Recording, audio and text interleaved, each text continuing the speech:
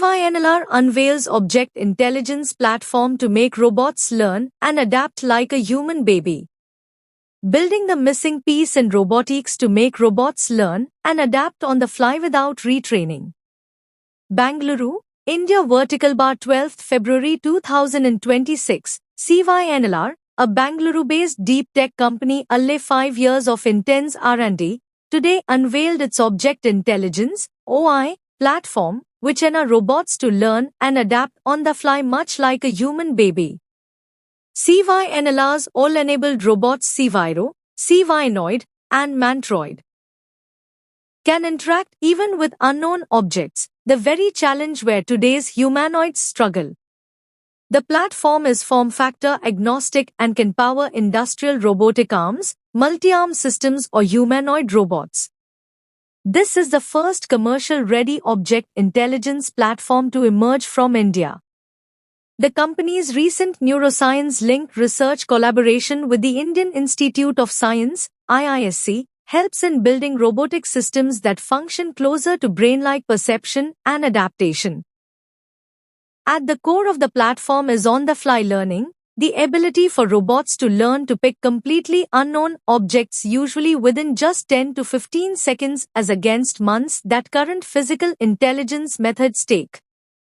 Since robots become intuitive and adaptive, this ability drastically reduces the need for extensive training data and thereby data centers. At the crux of CynLr's perception platform is CLX, an all-enabled vision system. CLX, and I'll also be open to questions at any time, and could be during the flow or post the presentation. So, thank you. So, I'll just jump into the presentation. So, CynLr is a short for cybernetics laboratory. Right? So, unfamiliar to. They have never been trained. Right? And this is a much needed holy grail in the technology space and machine building space to simplify factories and manufacturing, like gigafactories to micro factories. The regulation future should not be gigafactories. It should be distributed manufacturing, and it should be software defined factories. Then at our office, we also had, apart from Airbus CTO and several others in our office, one of the primary problems that Amazon was quoting is coverage of us. So broadly talks about our vision systems and robot systems and intelligence systems ability to handle unknown objects, and especially the places where AI-based fields in being a franchising or trying to build franchisee their manufacturing is like what Ford learned from, or McDonald's learned from Ford. Ford never learned from McDonald's, right? So that limitation is something that we could completely transform, and this is the crux. It manifests in so many different ways as general purpose robots, and you have this physical intelligence now. The open AIs, here VLM AI Summit is happening next week, and so on and so forth. But it's also an opportunity for us to think how much more is needed for us to build. So that's been built, whatever has been built. But you also have a lot of gap in adopting robots into these real world applications, and then we can actually do a lot more layers in between, and that's where CynLr plays. That also starts all the way from the hardware in itself. The way it's not just the software and intelligence and data play. It starts all the way from how the machines are themselves, right? Just like a human body varies from one place to the other place. Like if I change my spectacle, it takes a couple of days for me to adjust to my vision, right? Imagine machines of so many different form factors. We are taking our cell phone, mobile phone camera information, and then you're trying to feed it to a robot, right? Which has an entirely different kind of an eye, entirely different kind of perception, right? That's where the gap is. After a certain point, you can't use that information for it to kind of the disorientedness that you get when you use a VR. The same problem that your robot gets when you're actually feeding mobile phone data to them to kind of understand the world, right? So that's the place that we are actually looking at. So I'll just a little bit of about the company overview. So we are right now 75. I think three more people added, so 78 now. So possibly we will grow up to like 90, and then we will freeze. Largely engineering team. This is the headquarters. This is the lab, central lab that we actually have. We also have one more specialized R&D center in Switzerland, based out of Lausanne, in association with EPFL, to fill in for the gaps that we have in some talent in India, especially in nuanced robots and reinforcement learning and robot-oriented physical training and so on and so forth. And We have also opened up very recently an office in US for fundraise and customer, which is a business development office in US. So annually we get close to around 17,000 applicants, but we managed to hire only like 15 to 20 that they clear through the whole process. Because of the nicheness of the space, there is a lot of interest towards the space, but there is also an talent readiness is like a gap. So we also build elaborate processes within to kind of handle that. For our size, we do punch above our weight to train and then build things within. That said, that's one of those efforts is what is setting up the Swiss office in those places. We have close to around 400 parts that we source from 16 different countries globally. That's what takes for us to build the systems that you actually see here today.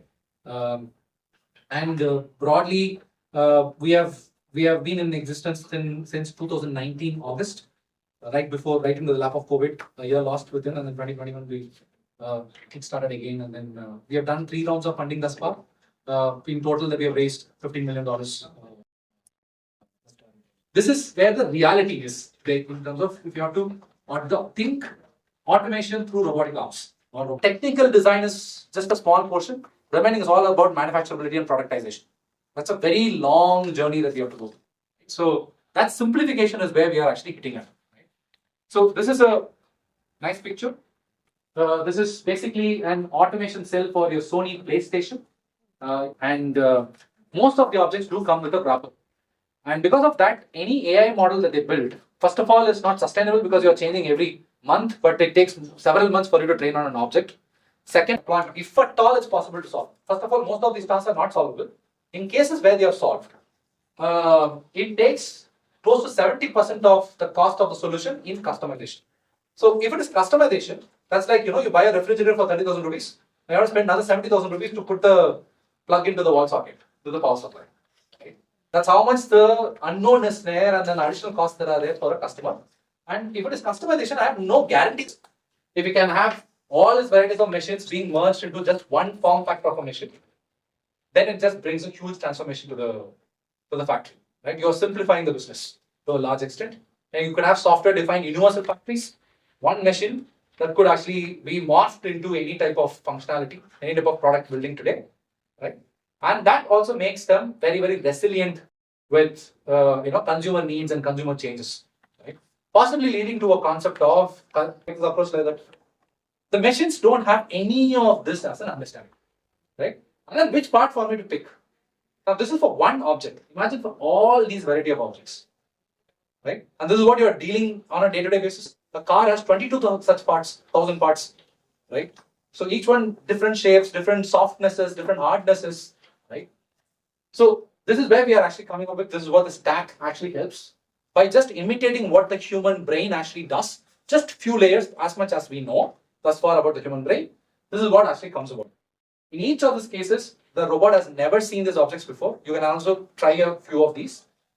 It tries to learn on the fly. It may fail, but it picks all of these objects within 10 to 15 seconds on an average. If it's not stuck, right? So the other problem is, imagine even those objects you could train. What do you do for putting them into a cover?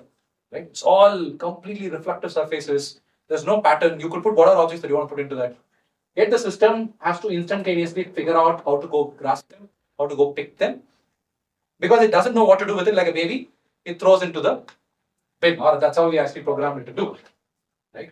This is fueled by my first ability to kind of see motion, just like a humanoid sees motion. And it also has, for the first in the kind, you have a camera that is capable of moving its eyes. So 3D depth is barred for us. Like technically, we never use a camera that moves its eyes for 3D depth. Right? It's computationally very intensive. But we have achieved the fastest possible 3D depth camera in the world. Today, we can do 75, almost 50 FPS at 10 megapixels, which is almost 50x better than the current 3D depth cameras. Right? Also, mirroring and players today, because each of them have one particular strength. But the unfortunate thing is, one's gripper is better, one's walking style is better, one's sensing is better, intelligence is better. But unfortunate thing is, if you want to exploit them, you have to buy their full system.